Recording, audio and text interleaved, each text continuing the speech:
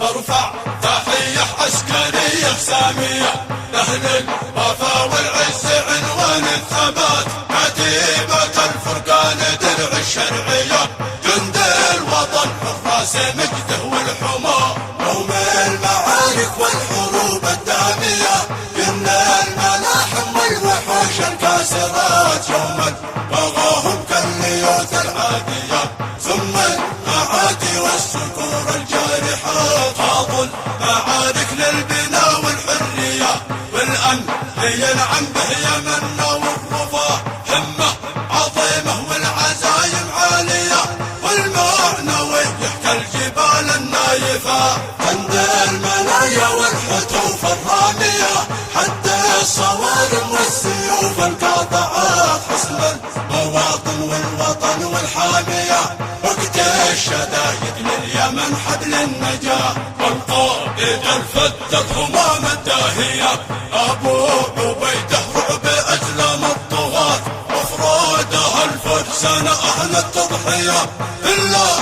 عشاق الشهادة والممات، رمز الشجاعة والإباء والتضحية، أسطورة الفرقان عنوان الثبات، نخبة جيوش الشرعية الميدانية، هل مهمة الصعاد المعضلة، ارفع تحية عسكرية سامية لأهل الوفا والعز عنوان الثبات، كتيبة الفرقان درع الشرعية، جند الوطن حراس مجده والحماة، يوم المعارك والحروب الدامية، يمنى الملاحم والوحوش الكاسرات، يوم بغاهم كالليوث العادية، ثم المعادي والصقور الجارحات، خاضوا المعارك للبناء والحرية والأمن لينعم به يمنا والرفاه، همة عظيمة والعزايم عالية